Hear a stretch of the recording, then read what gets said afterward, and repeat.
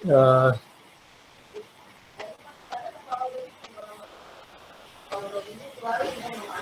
yang pertama adalah kita masuk ke bab 1, itu kerangka dasar suatu perekonomian. Ya, kerangka dasar suatu perekonomian. Kompetensi dari topik ini mampu menjelaskan definisi ekonomi, jenis analisis ekonomi, perbedaan ilmu ekonomi makro dan mikro. Kemudian mampu menjelaskan macam-macam kegiatan ekonomi, penggerak kegiatan ekonomi, yang mampu menjelaskan produksi, sifat-sifat teori ekonomi. Ini belum kan ya? Belum ya?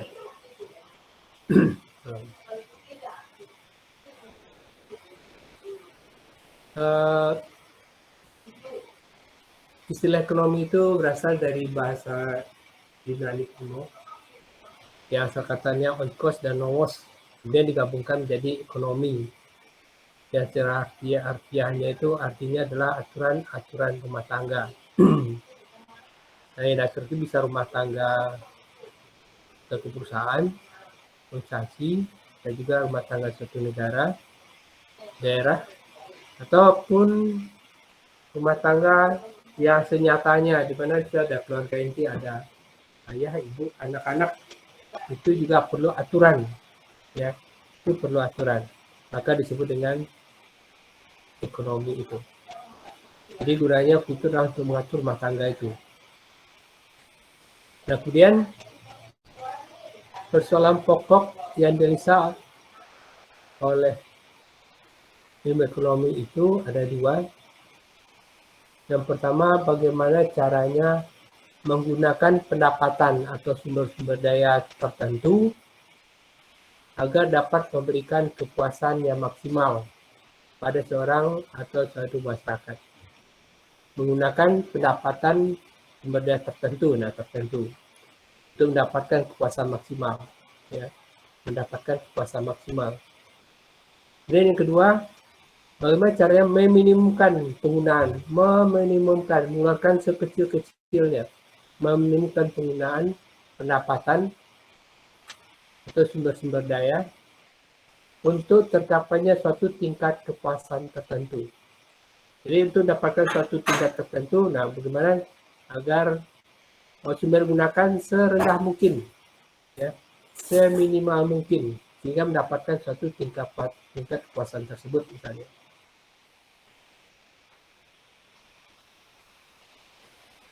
Nah, itulah dua masalah itu yang dibahas dalam ilmu ekonomi itu.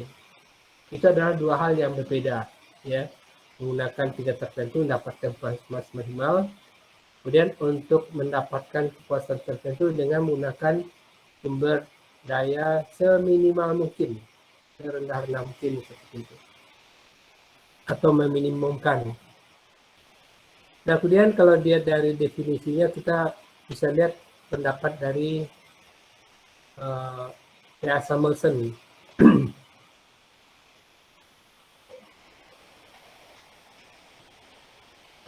Menurut Samuelson, ilmu ekonomi adalah satu studi mengenai bagaimana orang-orang dan masyarakat membuat pilihan dengan atau tanpa penggunaan uang, dengan menggunakan sumber daya terbatas, tetapi dapat dipergunakan dalam berbagai cara untuk menghasilkan berbagai jenis barang dan jasa, dan mendistribusikannya untuk keperluan konsumsi sekarang dan di masa mendatang kepada berbagai orang dan golongan masyarakat. Itulah definisi dari ilmu ekonomi itu, menurut Samuelson. Pak, mohon maaf Pak. Ya, silakan. Itu kata-katanya iya kurang terlihat Pak di sini, di PPT-nya. Oh, kurang kelihatan.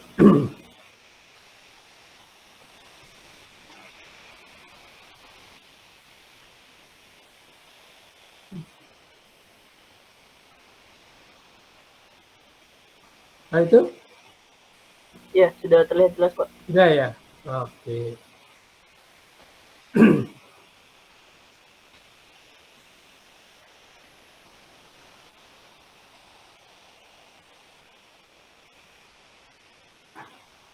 Jadi kalau kita lihat inti dari definisi tersebut adalah bagaimana memikirkan pilihan-pilihan yang terbaik atau terefisien di dalam penggunaan sumber-sumber daya yang dimiliki oleh seorang atau masyarakat. Karena melakukan efisiensi, ya, memilih pilihan-pilihan, memikirkan pilihan yang terbaik, ya, yang paling efisien misalnya dalam penggunaan sumber-sumber daya yang dimiliki oleh seorang atau masyarakat. Mana yang paling ekonomis, ya, dan sebagainya.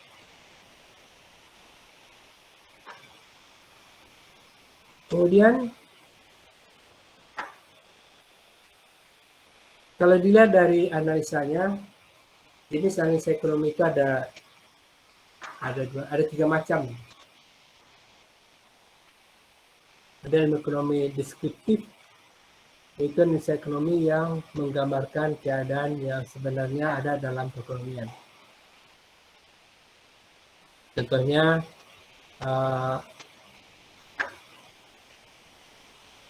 penelitian di bidang ekonomi oleh ahli peneliti ekonomi misalnya tentang pertumbuhan ekonomi, pendapatan masyarakat, kemiskinan, ya, kemudian apa lagi, dan semuanya yang berhubungan dengan penelitian tersebut, yang menggambarkan tentang kegiatan ekonomi yang sesungguhnya, ya, yang ada di dalam masyarakat itu. Misalnya juga tentang konsumsi dan sebagainya misalnya. Nah, kalau sekarang penelitian-penelitian itu kayaknya banyak dikaji dengan melalui lembaga, ya. Ada IC Indef, ya. Ada pusat-pusat kajian kebijakan, kajian kebijakan bidang ekonomi, bidang perkotaan dan sebagainya, ya. Dan itu sebagian besar berhubungan dengan kegiatan ekonomi, pusat-pusat kajian misalnya. Dan biasanya fokus, ya, fokus di bidang itu.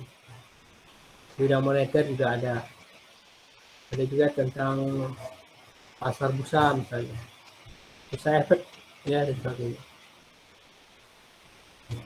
Kemudian yang kedua, teori ekonomi. Ya. Apa yang dikatakan teori ekonomi itu?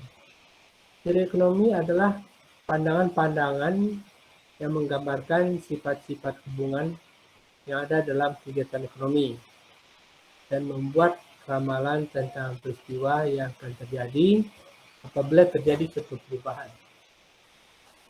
Pandang-pandang atau gambaran barangkali, pandang-pandang atau pendapat yang menggambarkan sifat hubungan yang ada dalam kegiatan ekonomi dan membuat ramalan tentang peristiwa yang terjadi apabila terjadi suatu perubahan. Berarti kalau satu perubahan terjadi, berarti di situ ada beberapa variabel, ya, ada beberapa hal yang mungkin akan terpengaruh kalau satu hal berubah misalnya. Itu tergantung pada teorinya. Contoh yang paling sederhana itu teori ekonomi itu apa juga? Hukum permintaan. Pernah nggak dengar hukum permintaan itu? Ya. Hukum permintaan itu adalah teori ekonomi yang paling sederhana. Bunyinya, bila harga naik, yang diminta akan turun. Bila harga turun, yang diminta akan naik. Itu kan teori permintaan, hukum permintaan. Bila harga naik, yang diminta akan turun. Bila harga turun, yang diminta akan naik. Itu adalah sebuah teori. Nah, kemudian akan bisa menjadi membuat ramalan kalau membuat ramalan tentang peristiwa yang akan terjadi apabila terjadi suatu perubahan. Nah, kalau misalnya salah satu berubah, misalnya harganya naik, apa yang terjadi? Yang diminta akan turun. Harganya turun, apa yang akan terjadi berikutnya? Yang diminta akan naik, maka dia jadilah sebuah ramalan, ya, membuat ramalan. Ya, itu membuat ramalan. Karena satu variabel bisa berubah dan yang lainnya bisa berubah.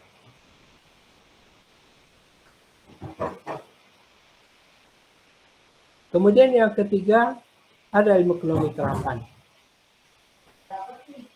Atau mungkin lebih tepatnya itu kebijakan ekonomi misalnya. Ada ilmu ekonomi yang menelaah tentang kebijakan yang perlu dilaksanakan untuk mengatasi masalah-masalah ekonomi. Siapa yang mengambil kebijakan itu? Pemerintah, ya, pemerintah. Nah, kebijakan ini sebenarnya keputusan pemerintah yang telah dilakukan terutama untuk mengatasi masalah ekonomi ataupun mengatasi masalah nasional. Apa kebijakannya? Banyak sekali. Ya. Pada saat terjadi pandemi, apa kebijakan pemerintah? Pemerintah menyediakan dana untuk pandemi tersebut, jumlahnya ratusan triliun. Hanya banyak anggaran-anggaran yang dikerahkan di situ, sehingga masyarakat bisa berobat secara gratis, ya, dan didanai oleh pemerintah untuk untuk penyelenggaraan pengolahan kesehatannya, ya, untuk perawatan dan sebagainya, dan ditanggung oleh negara. Gitu. Itu berhubungan dengan kebijakan. Nah, kebijakan lainnya apa? Yang seperti ini kaitannya erat dengan intervensi, ya, kaitannya erat dengan intervensi pemerintah. Kebijakan dengan penurunan tingkat suku bunga, misalnya, itu juga bagian dari itu.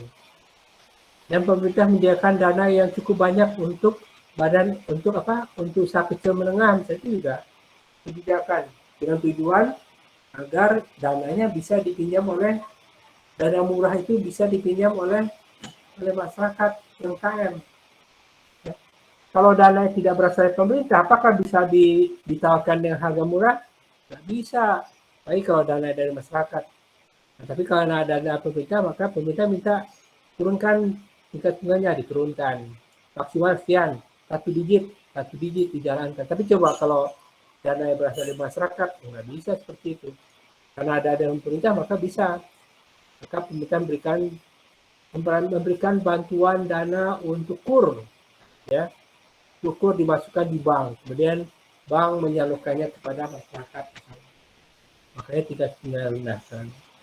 Dan penurunan suku bunga itu juga tidak langsung jadi seperti ini, karena ada intervensi pemerintah, maka itu bisa, dan itu pun sempat ditolak dulu, ya. Dulu pernah ditolak itu. Pemerintah intervensi supaya tingkat suku bunga diturunkan, karena kan kebijakan tentang bunga itu kan tingkat bunga itu kan ada di BI. BI nggak mau, di otoritas dia itu. Waktu itu diminta oleh presiden. Presiden minta ke gubernur BI supaya tingkat suku bunga diturunkan. Oh, nggak mau, itu nolak. Karena selama ini kan BI itu boleh mendapatkan keuntungan. Kalau bunganya naik, keuntungannya banyak. Artinya kan keuntungannya banyak dia, kan yang punya uang dia. Tapi dipaksa oleh presiden sempat menolak, akhirnya apa coba? Sempat ditolak oleh gubernur BI untuk menurunkan tingkat bunga itu. Hanya sempat dikomentari oleh DPR waktu itu. Kalau dia nggak mau menurunkan tingkat bunga, dia dibuat perpunya, diganti gubernurnya. Akhirnya diturunkan. Bisa. Nggak mau ikut dengan presiden, ya bisa dibuatkan perpu, diganti gubernur, bisa. Tapi diturunkan langsung. Ya. Nah, sekarang kita menikmati tingkat suku bunga BI itu yang terendah itu sampai dengan 3,5%, ya, 3,50. Dan tingkat bunga kredit sekarang paling tinggi boleh hanya 2 kali lipat itu, 7% misalnya. Itu paling murah. Kalau dulu kan sampai 16%, 20%. Jadi yang dapat keuntungan itu hanya orang-orang yang punya uang gitu kan. Dan kalaupun ada yang minjam, banyaknya untuk bayar utang bunga itu, ya, untuk membayar bunganya, membayar biaya dan sebagainya. Nah, sehingga juga susah juga untuk berkembang. Dan untungnya waktu itu pemerintah tidak mengandalkan dana dari pendapatan pajak itu untuk membangun negara ini, tapi dari migas waktu itu. Kalau sekarang kan dari pajak. Nah, dari pajak pemerintah harus membuat pengusaha itu sukses. Kalau pengusaha sukses, keuntungannya banyak, berarti pajaknya banyak. Semakin banyak sukses, semakin banyak pajaknya. Ya. Dan begitu juga pemerintah juga punya kebijakan bagaimana masyarakat mau membayar pajak. Termasuk apa coba?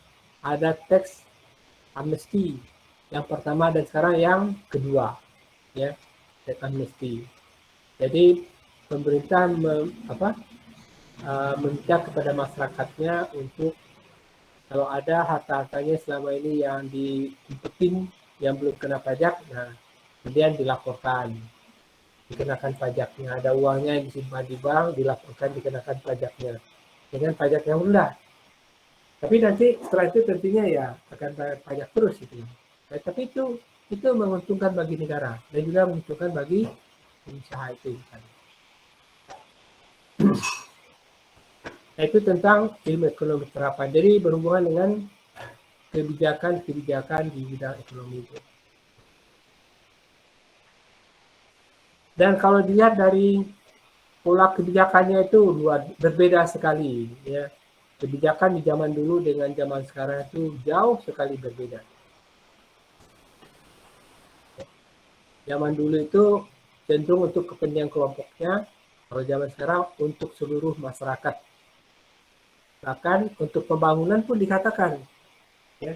Kalau dulu kan Jakarta sentris, kalau sekarang tidak, Indonesia sentris. Ya. Sekarang Indonesia sentris, kalau dulu Jakarta sentris. Pokoknya semua kegiatan ekonomi itu ada di Jakarta dan sekitarnya, terutama Jawa Barat, di Pulau Jawa. Kalau sekarang kan enggak, di seluruh Indonesia. Maka uang itu mengalir sampai ke desa-desa dengan adanya bantuan desa dan sebagainya. Bahkan membangun dari desa dimulai dengan membuat infrastruktur, bikin jalan tol, bikin bendungan, dan sebagainya. Memperbaiki jalan-jalan di kampung dengan dana desa itu luar biasa pengaruhnya. Itulah yang membangun dari desa itu. Kalau desanya bagus, karena semuanya di desa itu semuanya ada. Berbeda dengan Jakarta. Di desa itu sumber-sumber ekonomi itu semuanya ada. Lahannya subur, tanahnya luas, apa saja bisa ditanam, bisa dihasilkan. Daerahnya juga indah misalnya. Kalau mau dijadikan pariwisata juga bisa dan bagus. Berbeda dengan di Jakarta kan produk-produknya banyak Jakarta, produk industri dan sebagainya. Tapi semuanya, nah itu maka kalau dulu Jakarta sentris, kalau sekarang Indonesia sentris. Ya. Jadi pembangun tidak hanya di Jakarta, tapi di seluruh Indonesia.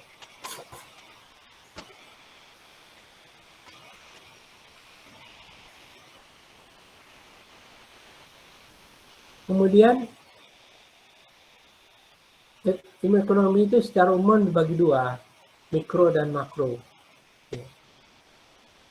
Nah, dari ekonomi mikro membahas segmen-segmen kecil dari seluruh perekonomian, konsumen dan produsen.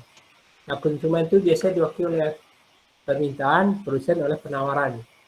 Nah, kalau konsumen berinteraksi dengan produsen, permintaan berinteraksi dengan penawaran, maka terbentuklah harga.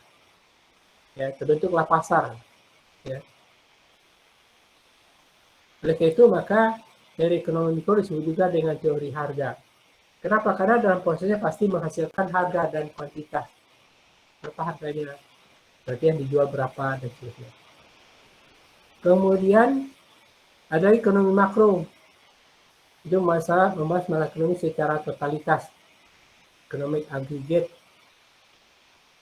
Nah, ekonomi secara keseluruhan. Nah, kalau membahas pengangguran, maka pengangguran secara nasional, inflasi. Kalau pendapatan juga nasional, ya, pendapatan nasional. Nah, untuk mengetahui pendapatan masyarakat, maka bisa diketahui dari pengeluarannya, ya, bisa diketahui dari pengeluarannya. Maka teori makro itu sering disebut dengan teori pendapatan masyarakat. Teori pendapatan masyarakat, karena kajiannya sering dibahas dengan pendapatannya.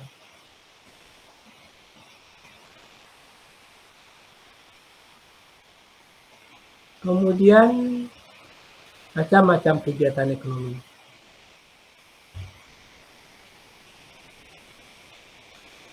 Dari kacamata seorang ahli ekonomi, kegiatan manusia dalam suatu masyarakat dipecah atau diperas menjadi 3 macam kegiatan pokok.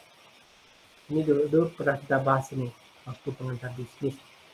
Itu kegiatan produksi, konsumsi, dan pertukaran.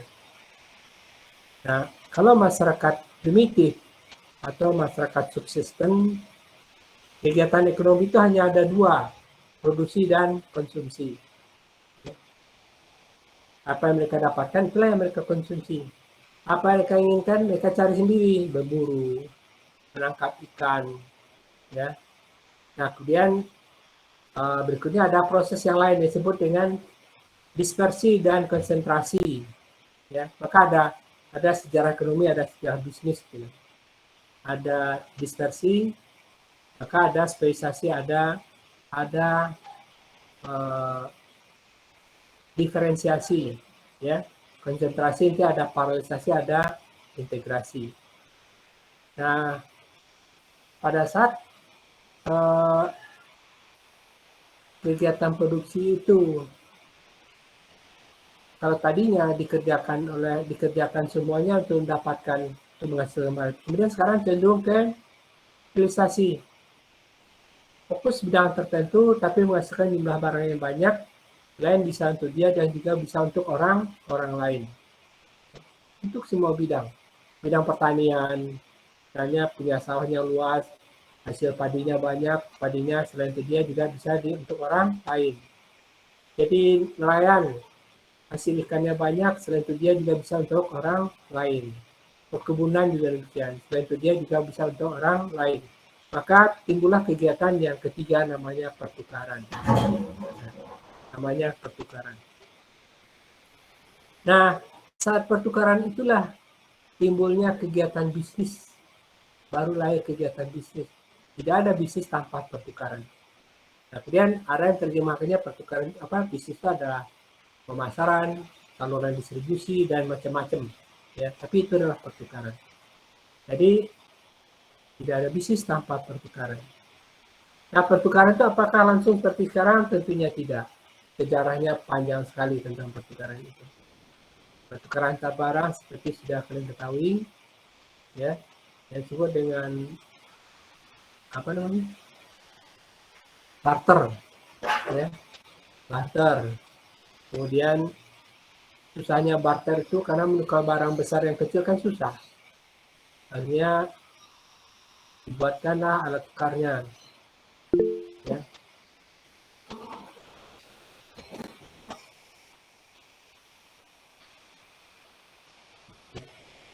Buatlah alat tukarnya.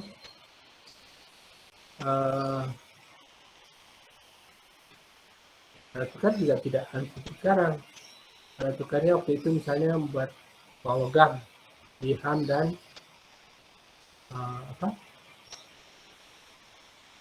uang logam emas dan uang logam perak misalnya. Nah, kemudian uang logam itu punya kelebihan dan kelemahan. Kelebihannya nilai intrinsiknya tinggi, ya. Dan kalau terbakar pun masih bisa laku, penyok-penyok masih laku itu. Berbeda dengan uang Nah, tapi kelemahannya apa? Kelemahannya kalau membawa dalam jumlahnya, kalau jumlahnya banyak, membawanya susah. Maka dibuatkanlah alat tukar yang baru setelah logam, uang kertas. Ya. Uang kertas apakah langsung diterima? Tidak. Maka dijamin dulu dengan emas, gitu. Ya, setelah Perang Dunia Kedua dijamin dengan emas, maka semua uang kertas dijamin dengan emas. Tapi belakangan sudah tidak lagi dijamin emas, ya, dijamin oleh negara dengan undang-undang. Maka semua warga negara wajib untuk memakainya. Tidak boleh, kalau ada yang menolak uang kertas itu maka bisa dipidanakan. Diatur oleh negara seperti itu. Dan pertukaran itu juga berkembang. Nah, kalau uang kertas itu kelemahannya apa?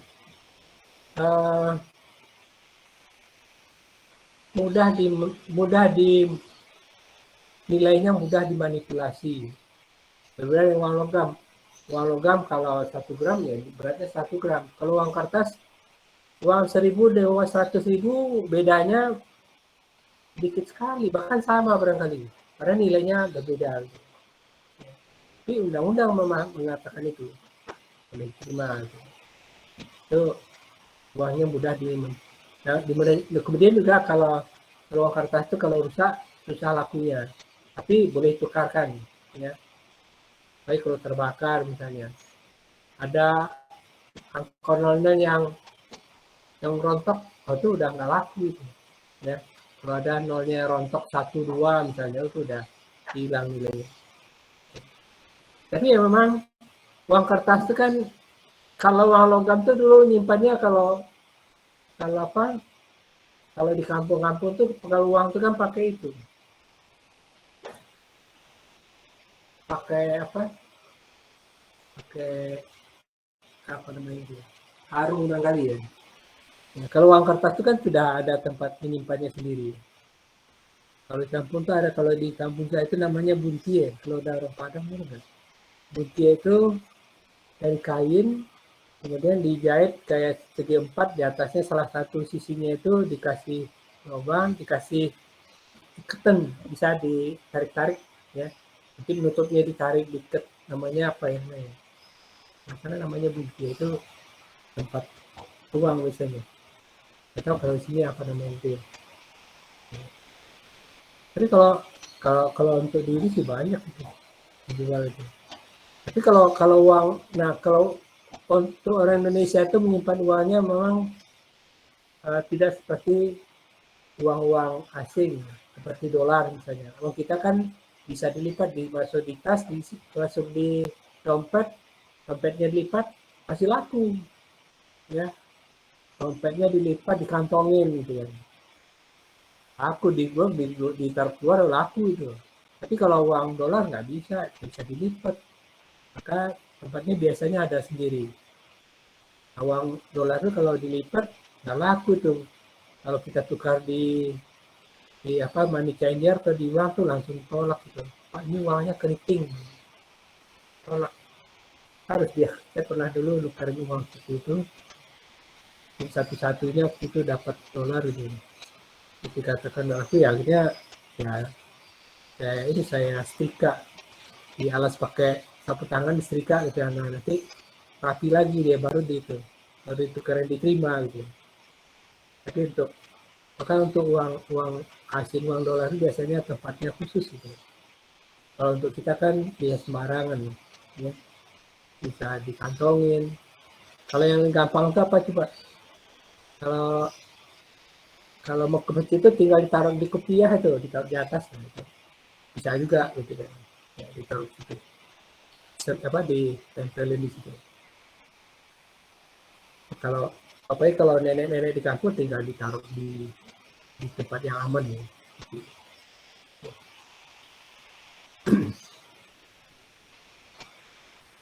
Kemudian,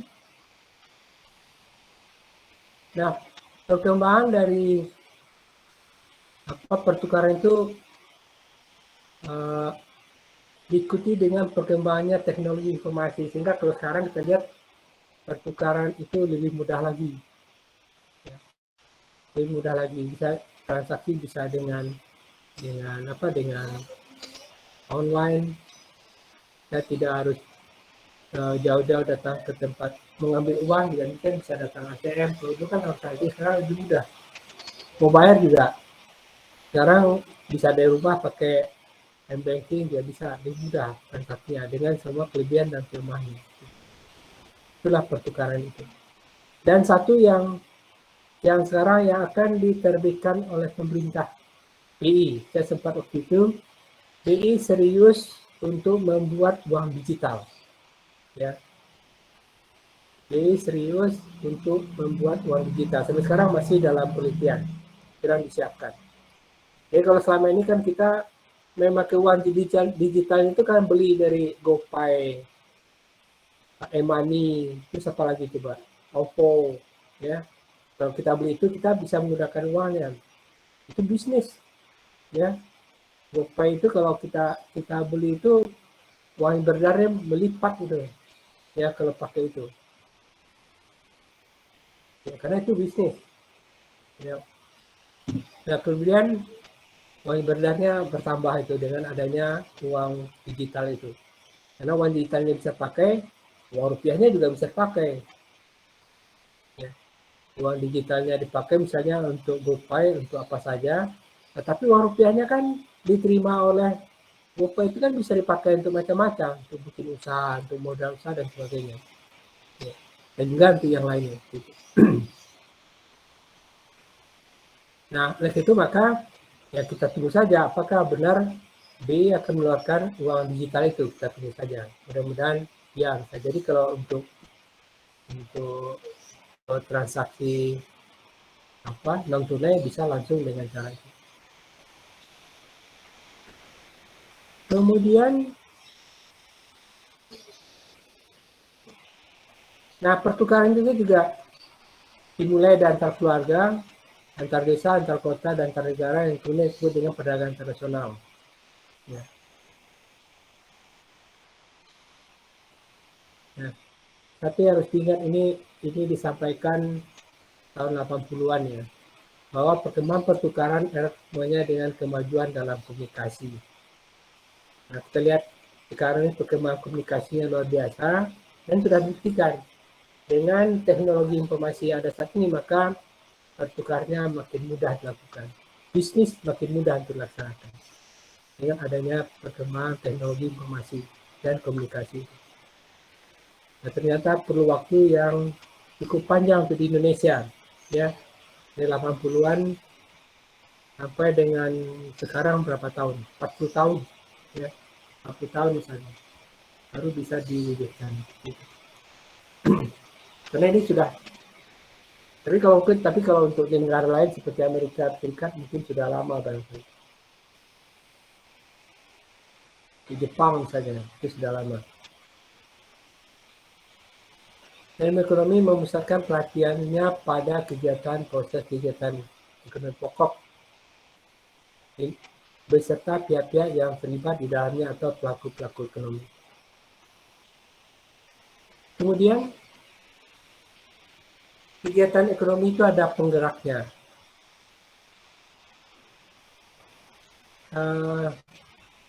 Penggerak kegiatan ekonomi itu adalah kebutuhan manusia. Ya. Penggerak kegiatan ekonomi itu adalah kebutuhan manusia. Nah, kalau kebutuhan itu, kalau dalam ekonomi itu dibagi menjadi 3. Ada kebutuhan biologis, makan, minum, dan lain-lainnya. Ada kebutuhan yang timbul dari peradaban dan kebudayaan. Misalnya pendidikan, perumahan. Nah, salah satu peradaban yang sekarang berubah apa coba? Teknologi informasi. Ya. HP itu merubah peradaban. Ya, yang tadinya orang mungkin untuk mendekatkan orang jauh itu susah, kalau sekarang kan bisa dengan HP. Makanya tapi berkembang juga yang lain. Orang jauh bisa menjadi dekat, tapi orang dekat bisa menjadi jauh katanya. Ya, peradabannya berubah dengan HP itu. Peradabannya berubah. Kemudian dan lain-lain. Lain-lain dari itu. Apa coba kebutuhan yang lain? Nah, kalau dalam Abraham Maslow itu lebih lengkap. Ya, hierarki kebutuhan Abraham Maslow itu lebih lengkap. Mungkin kalau kita sudah pelajari dalam manajemen misalnya. Ada kebutuhan fisiologis, makan, minum. Ada kebutuhan rasa aman, kebutuhan sosial. Ya, orang butuh kegiatan sosial. Maka ada alatnya. Ada lagi kebutuhan penghargaan. Ya, untuk mendapatkan penghargaan itu ada barangnya, ada alatnya untuk memberi kebutuhan itu. Kebutuhan akan penghargaan seperti ini. Kemudian ada lagi aktualisasi diri, itu juga kebutuhan. Kalau mahasiswa barangkali aktualisasi dirinya apa coba? Mendapatkan nilai maksimal, nilai yang bagus. Kalau nilai bagus berarti ada kebanggaannya, ya, ada kebanggaannya misalnya seperti itu. Tapi kalau di sini yang lain-lainnya itu apa ya? Kebutuhan banyak sebenarnya ya kalau dekat. Kebutuhan pokok saja itu banyak sekali, ya, banyak sekali. Kebutuhan akan ini, akan itu, mahasiswa apa juga misalnya. Ada juga tentunya yang lain. Nah, atau barangkali yang lainnya kebutuhan investasi ya dan sebagainya misalnya. Ya.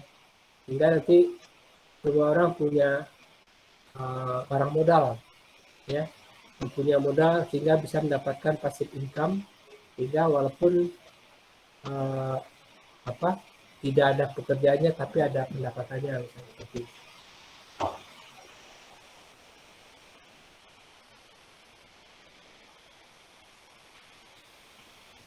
Kemudian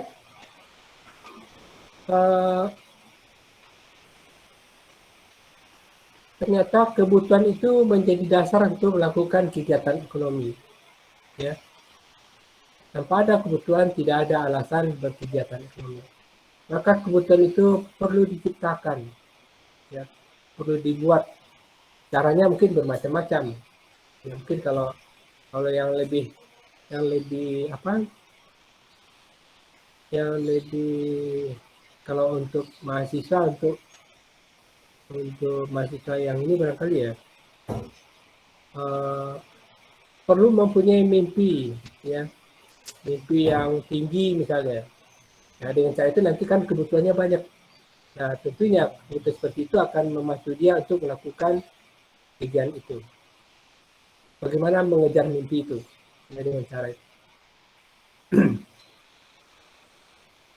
Maka tidak heran kalau kita pernah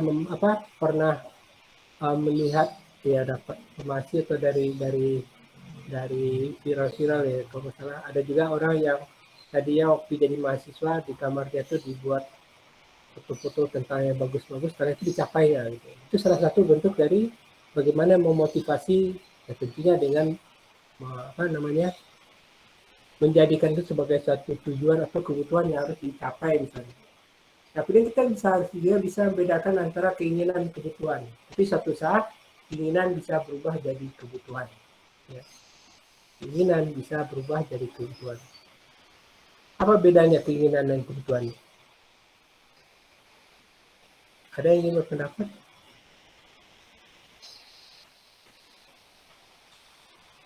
Beda antara keinginan dan kebutuhan.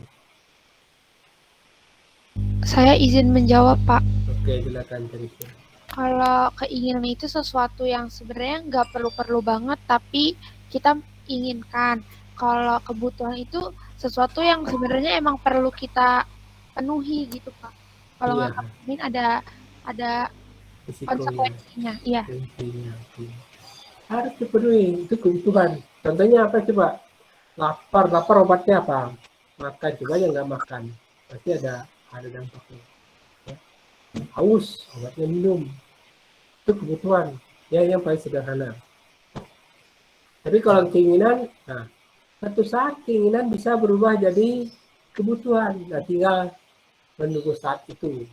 Ya, tinggal menunggu saat itu. Tapi, nah kalau untuk kita ya, kalau apa untuk orang-orang visioner, nah, ya, untuk orang visioner itu biasanya semakin cepat keinginan itu jadi kebutuhan, sehingga semakin cepat dia mencapai visi-visinya misalnya.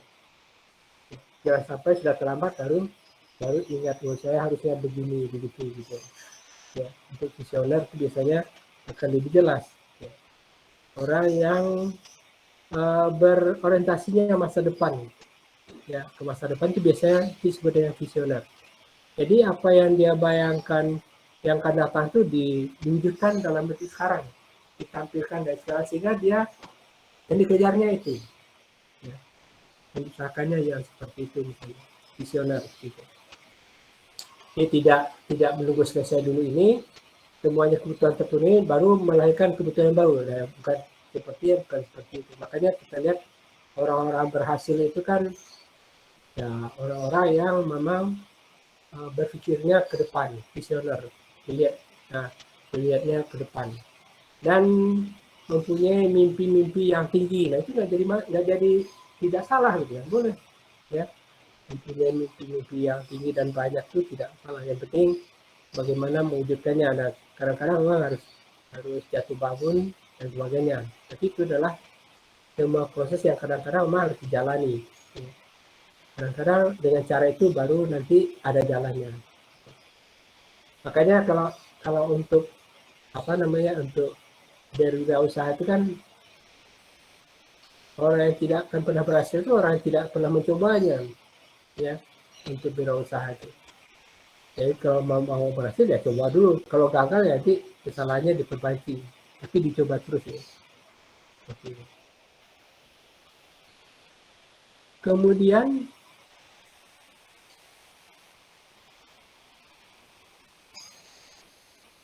kebutuhan manusia pada umumnya tak terbatas. Jadi tak berarti bahwa secara kuantitatif satu macam kepuasan tak dapat dipuaskan. Artinya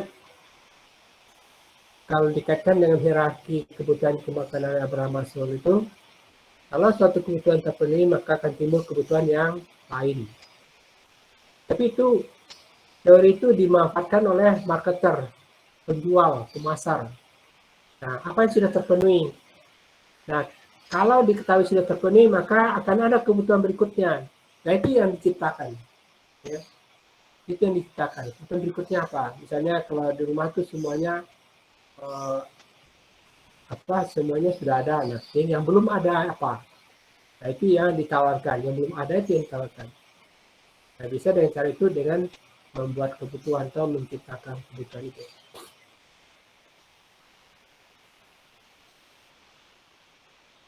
Kemudian dalam kegiatan ekonomi itu ada kegiatan produksi. Maka untuk melakukan kegiatan produksi itu ada unsur-unsur atau faktor-faktor produksi. Nah, ada 4 faktor produksi itu. Unsur kegiatan produksi itu ada sumber alam dan tanah dan minyak bumi misalnya. Ya. Kemudian untuk kita sumber alam itu ada, tanah juga ada, dan juga yang lain juga ada. Nah, kemudian yang berikutnya adalah sumber ekonomi yang berupa manusia, tenaga manusia, bukan hanya kemampuan fisik, tapi juga mental, keterampilan, dan keahlian. Ada satu lagi yang tidak termasuk di sini, soft skill. Ya, soft skill misalnya. Soft skill itu apa coba? Orangnya ramah misalnya, bisa berkomunikasi ke atas maupun ke bawah, kemudian bisa bekerja sama, tidak songong, ya. Kemudian apa lagi coba? Mungkin terbuka, mau dikritik kalau salah dan sebagainya. Soft skill, tapi sopan santun itu tidak lupa. Misalnya. Itu juga bagian dari itu. Nah, itulah yang dicari orang kalau sumber daya manusia itu. Coba kalau misalnya orangnya pintar banget, tapi sombongnya juga sombong banget, nah itu kan susah. Biasanya susah bekerja sama. Kalaupun ada yang mau bekerja sama, kadang-kadang nggak ikhlas. Ya, kalau tidak ikhlas kerjasamanya apa coba? Kadang-kadang ada sabotase dalam perjalanannya.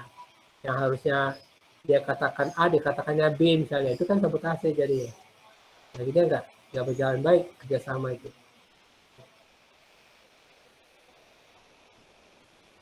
Kemudian yang ketiga adalah sumber buatan manusia. Mesin, gedung, alat produksi, prasarana fisik, ya, infrastruktur itu sangat diperlukan. Ya. Karena dengan cara itu nanti semua kegiatan ekonomi itu bisa berjalan. Ada barang modal, mesin, transportasi itu juga barang modal, ya. Dan prasarana juga merupakan barang modal, karena itu yang mendukung kegiatan ekonomi. Nah, kemudian kalau yang ketiga tadi itu terpenuhi, tidak otomatis kegiatan satu berjalan dengan baik. Maka harus ada unsur yang keempat, yang disebut dengan pengusahaan. Bentar ya. Bentar ya, lagi azan sebentar ya.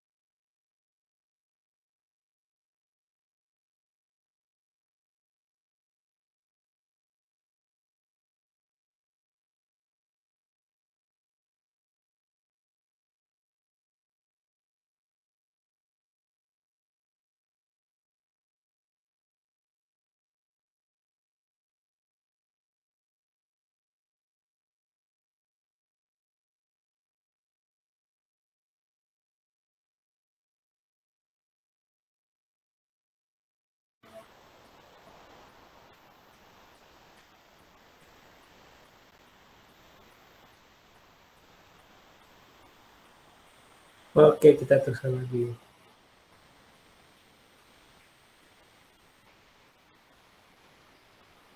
Jadi harus ada unsur yang keempat yang disebut dengan kepengusahaan, kemampuan berwirausaha atau entrepreneurship. Kenapa demikian? Karena mereka itulah orang-orang yang punya naluri bisnis yang tajam, ya, dan biasanya mampu melihat peluang dan bisa merubah kesulitan jadi kesempatan misalnya. Itu yang diperlukan orang seperti itu. Ya. Nah, itulah yang biasanya melahirkan calon-calon wirausaha baru atau usaha baru seperti itu. Kemudian,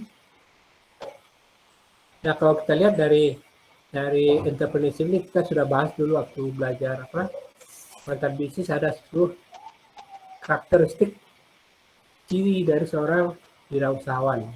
Ya, sedikit tidak kita perlu bahas lagi. Semuanya ada di situ. Kalau ini hanya untuk ada barang ekonomi, barang bebas, ini hanya untuk pengetahuan saja barangkali. Mungkin ada yang masih ingat barang ekonomi, barang bebas.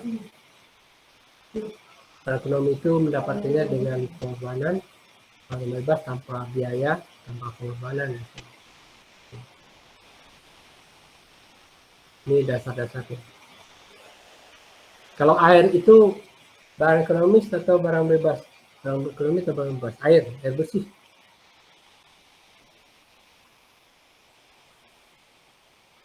Untuk air bersih mungkin ini Pak, barang ekonomi Pak. Barang ekonomi, ya. Untuk di Jakarta itu air bersih itu barang ekonomi. Karena untuk mendapatkannya bayar, beli, ya. Kalau di rumah juga pakai pakai jet pump juga, kan harus ada listriknya dan sebagainya, pompanya. Tapi kalau di kampung gratis, bebas, karena ada sungainya, bersih juga gitu kan. Kita bisa ngambilnya berapa misalnya. Kampung, ya. Kalau oksigen, barang ekonomis atau barang bebas? Oksigen itu.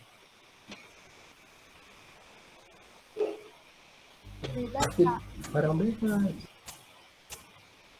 Tapi kalau oksigen yang sudah dicairkan, barang ekonomis, ya. Oksigen yang sudah dicairkan itu yang sudah ditabungkan, ya, itu barang ekonomis. Nah, itulah. Nah, kemudian berikutnya ada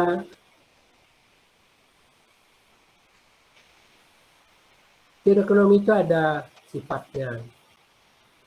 Ada 4 sifat teori ekonomi itu. Ya. Ada 4 sifat teori ekonomi. Yang pertama berkaitan definisinya, yaitu definisi yang menjelaskan dengan sebaik-baiknya variabel-variabel yang sifat hubungannya akan diterangkan dalam teori tersebut. Itu sifat yang pertama. Jadi menjelaskan hubungan variabel dan kaitan antara variabel itu. Contohnya apa? Contohnya teori permintaan tadi. Ya kan jelaskan variabelnya apa? Harga, jumlah barang yang diminta, harga dan barang, dan hubungannya harga naik, yang minta turun, harga turun, yang minta naik, itu hubungannya. Itu teori yang paling sederhana. Kemudian yang kedua menggunakan asumsi, ya, misalnya. Yang permintaan barang itu apakah harga-harga dengan apakah hanya harga dan barang itu? Tidak, banyak sekali yang mempengaruhi.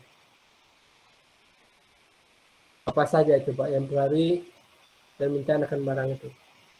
Harga barang lain? Apakah pendapatan mempengaruhi? Iya, ya. Semakin tinggi pendapatannya maka semakin banyak yang bisa dia beli. Terus apa lagi coba? Jumlah penduduk juga bisa mempengaruhi, ya. Kemudian cita rasa itu juga bisa mempengaruhi, ya. Dan banyak sekali yang mempengaruhinya.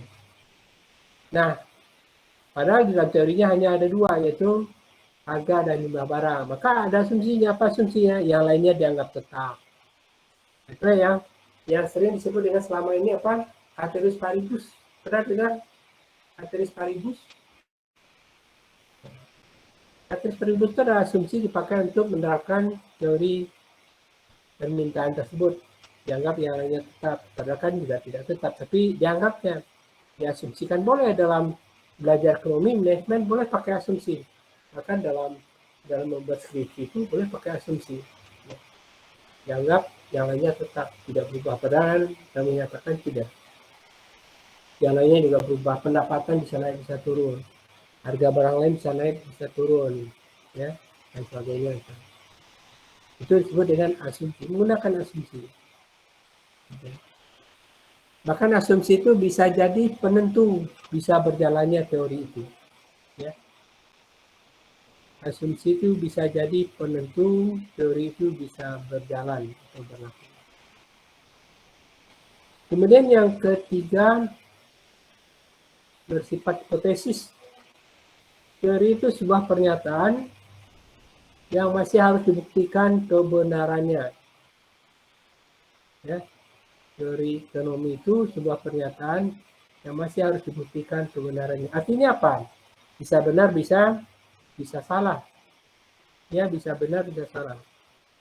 Nah, contohnya hukum permintaan tadi, teori permintaan. Bila harga naik dan diminta akan turun. Tapi apakah benar setiap harga barang naik semuanya minta turun? Belum tentu. Ya. BBM naik, apakah berkurang membeli BBM? Tidak. Ya, orang perlu berapapun harganya beli, walaupun sambil ngomel-ngomel gitu. Beli. Minyak goreng naik, yang beli minyak goreng berkurang? Tidak.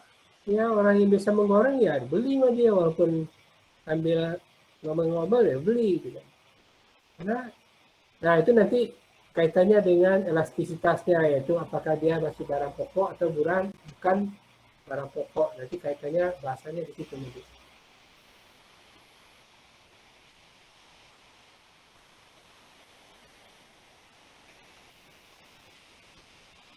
Jadi teori itu bisa dibuktikan sebenarnya, bisa benar, bisa salah.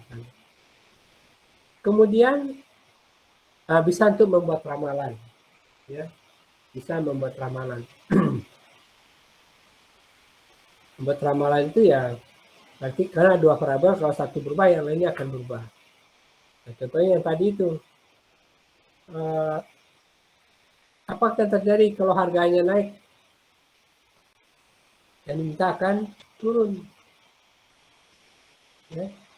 Apa yang terjadi kalau harganya turun dan diminta akan naik? Maka itu digunakan untuk membuat ramalan. Nah, kalau kita ingin menjadikan kebijakan juga bisa, ya. Misalnya dalam kaitan kebijakan. Nah, kalau pemerintah menaikkan suatu harga barang, apa yang terjadi dalam makanya? Maka yang diminta akan berubah. Nah, contohnya yang pernah terjadi dulu apa coba? Pemerintah menghapus pajak penjualan barang mewah.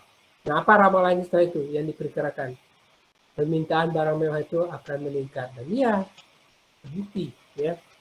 Karena ya itu tentunya harus dibuktikan dengan penelitian. Nah, pada saat pajak penjualan mobil mewah itu dihapus, mobil mewahnya menjadi laku. Ya. Mobil mewah itu menjadi laku luar biasa. Gitu. Waktu itu. Itulah untuk membuat ramalan itu.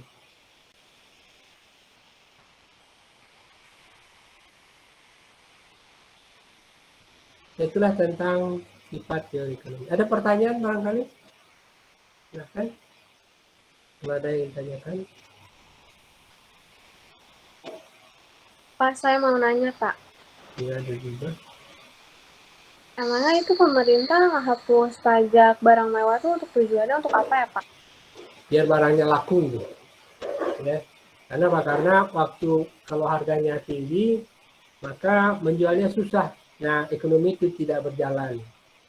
Kalau tidak berjalan, pendapatan perusahaan berkurang, perusahaan nggak bisa membayar karyawannya, membayar gaji karyawannya, memberi memberi insentifnya, memberi macam-macam, nggak bisa gitu. Akhirnya pajak ini dihapus sementara. Nah, apalagi waktu itu pada saat pandemi itu kan lesu kegiatan ekonomi itu, maka dihapus pajak ini. Akhirnya orang banyak membeli barang mewah itu. Tujuannya itu. Ada lagi?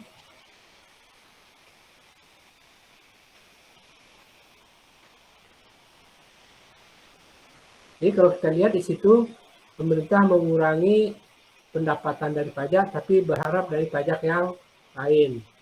Kalau ekonomi berjalan, pengusaha-pengusahanya berkembang dan mendapatkan untung, pasti kan dapat untung lagi dari pengusaha yang berhasil itu, ya, dari perusahaan yang sukses misalnya, yang mendapatkan keuntungan. Tapi kalau semuanya merugikan, bisa berbahaya, gitu. Ekonominya nggak jalan, ekonominya mandek, ya, dan sebagainya misalnya, atau depresi ekonomi dan sebagainya. Itu justru lebih berbahaya karena tidak ada pertumbuhan ekonomi atau pertumbuhannya negatif misalnya. Nah, sementara pertumbuhan ekonomi itu masih diperlukan walaupun jumlahnya relatif kecil dibandingkan dengan kalau terjadi pertumbuhan yang negatif misalnya. Itulah gunanya, salah satu gunanya menghapus pajak penjualan pada waktu itu. Tapi kan tidak selamanya, hanya untuk beberapa periode misalnya. Oke, ada lagi, silakan. Kalau ada yang ditanyakan.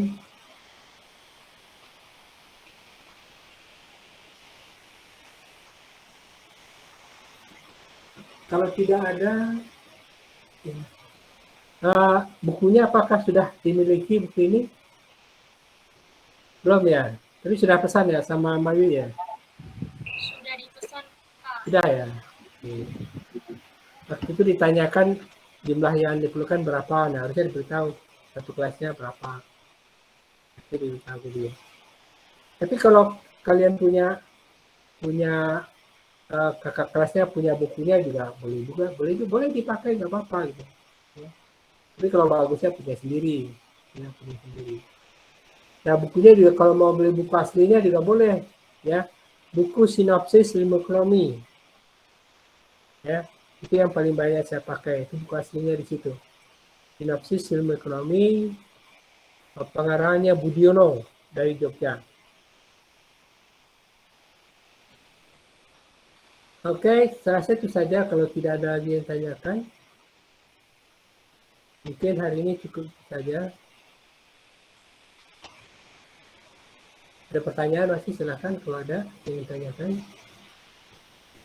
Jadi kalau ada bukunya, jadi nggak susah mencatatnya, ada di situ, tinggal dipelajari, dibaca, gitu, ya. Tinggal dipelajari gimana.